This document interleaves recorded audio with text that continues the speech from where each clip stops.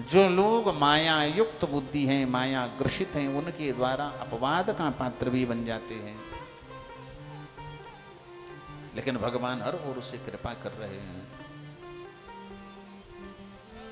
इसीलिए विभिन्न प्रकार के अवतार सुनाए। अब देखिए, जो संवाद सूत सोनक जी ने नैमिषारण्य में सुनाया, उनके संवाद में विचार करिए क्या सुनाया।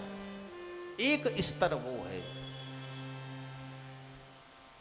एक स्तर वो है कि प्रयागराज में रोमहर्षण सूत जी प्रयागवासियों को सुना रहे हैं, तो वहां क्या सुनाया।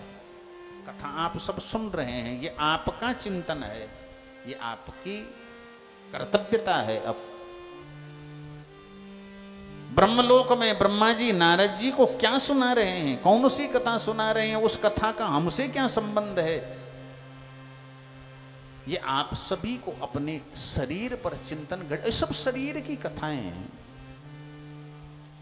तो काशी में नंदीश्वर जी कथा सुना रहे हैं, भगवान के विभिन्न रूप अवतारों की चर्चा, अवतार लेने के कारण, उन कारणों को सुनाया है। पर एक बात विचारणीय है, जो कथाएं घटनाएं वर्षों पहले हो गई, आज के समय में हम उनको क्यों रिपीट कर रहे हैं, क्यों सुन रहे हैं। क्योंकि हम जीव सार्वकालिक हैं, शरीर हमारे बदलते चले जाएंगे, बाहर के बाहर कपड़े की तरह ये शरीर बदलते हैं, लेकिन भीतर से मन बुद्धि सर्वदा एक वही रहती है। उसको नित्य इन ज्ञान चर्चाओं की आवश्यकता होती है। शरीर कालाधीन है,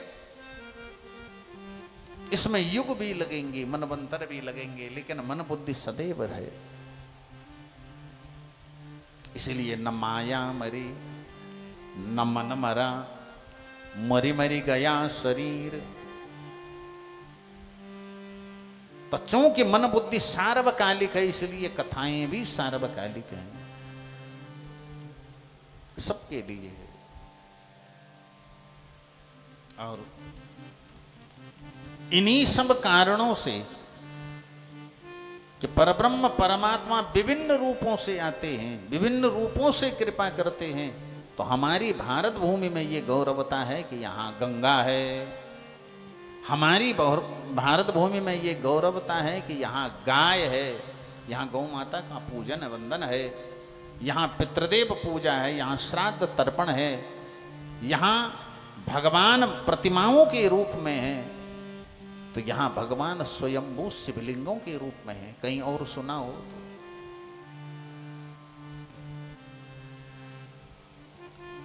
इसीलिए स्वयंभू शिवलिंगों की कथा सुनाई।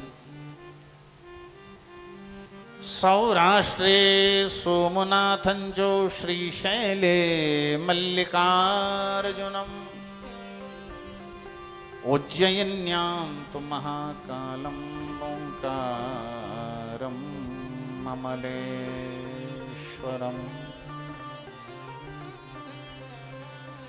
सबसे पहले सौराष्ट्रे सोमनाथंच,